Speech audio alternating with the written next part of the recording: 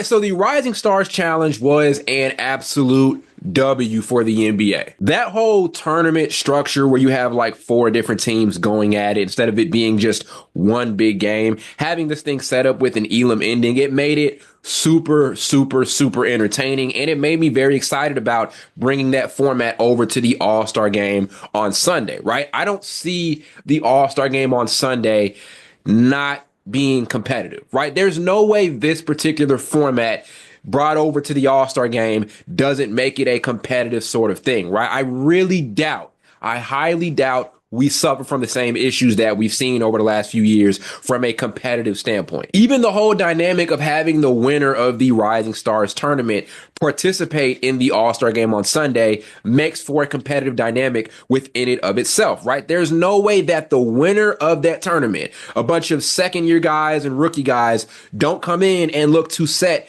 a competitive tone against the OGs and the veterans, right? And maybe they lose, and that's going to be very likely. I don't see a team full of first and second year guys beating an all-star team, but still having them participate in the all-star game on Sunday night, it is genius. It was an amazing move by the NBA. If you are trying to insert a competitive edge in the all-star game, why not have the rookies and second year guys who are playing on All-Star Sunday night for the first time in their careers?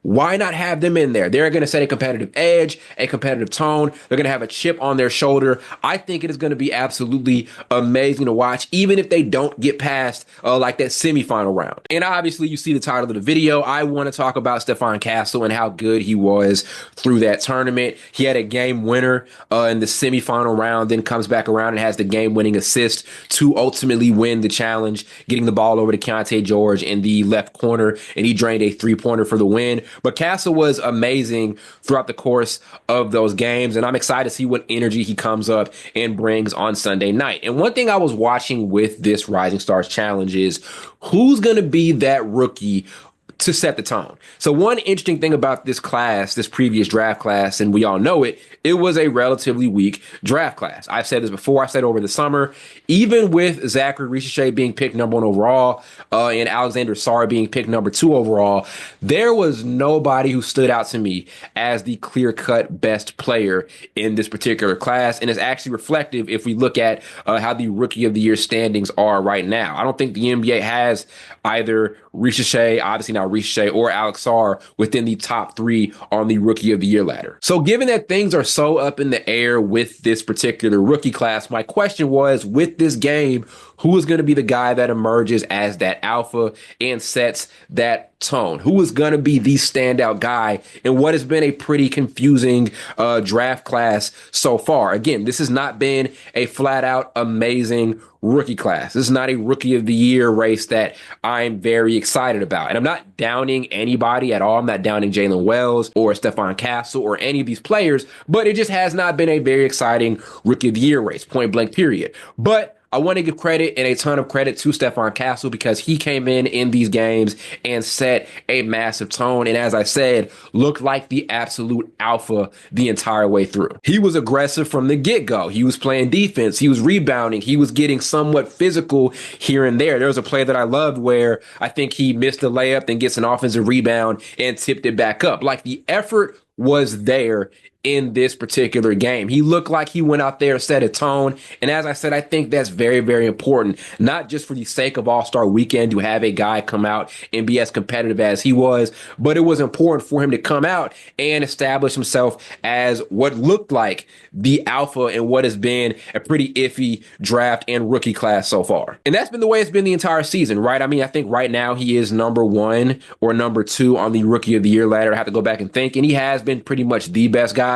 Now, that may look a little bit different if Jared McCain was healthy. McCain was leading that conversation before he got hurt, but still, right? I love that Castle came in and just established himself as the alpha in this particular game. And I think he has a very, very bright future ahead of him. He's playing around some amazing players. It's not just Wemby, but he's around Chris Paul. He's around De'Aaron Fox. These are 2 guards that have been doing it for a while. They're elite, and he's playing around them, and he's in that environment. And one of the best things you can do for a young guard or a young perimeter player is put him around other great young guards and young or older guards and older perimeter players like a Chris Paul or like a De'Aaron Fox, who are experienced with having these amazing moments throughout the course of their career. Chris Paul is like infamous for getting around younger players and helping to elevate them. He did it with Blake Griffin and DeAndre Jordan during the Lob City era.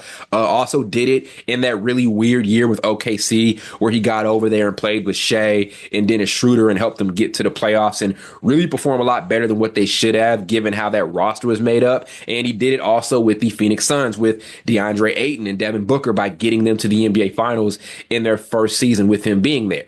That is the benefit of having Chris Paul on your roster, and we're seeing it kind of rub off here on Stephon Castle. It's really been amazing to see. Like I said, it's great having a young rookie player around amazing veteran guards like a Chris Paul or like a De'Aaron Fox. So Castle was great, and I think he's going to have an amazing storyline the rest of the way down for this All-Star weekend. He's also going to be in the dunk contest, which, as I'm recording this, isn't until tonight. And who knows, if he has a dominant performance there, think about the momentum that he'll be carrying into All-Star Sunday night. Even if his team ends up losing early in the tournament, which is very likely to happen, still a great game for him, gives him a ton of momentum into the rest of the regular season, right? Stephon Castle has a great chance to be like the face, the possible face of All-Star Weekend this year round. Already got off to an amazing start with the Rising Stars Challenge. He's got the dunk contest tonight, and who knows what he's going to end up doing on what should be a very, very interesting All-Star Sunday night with the tournament structure that they have. Again, a ton of credit to the NBA for setting this thing up.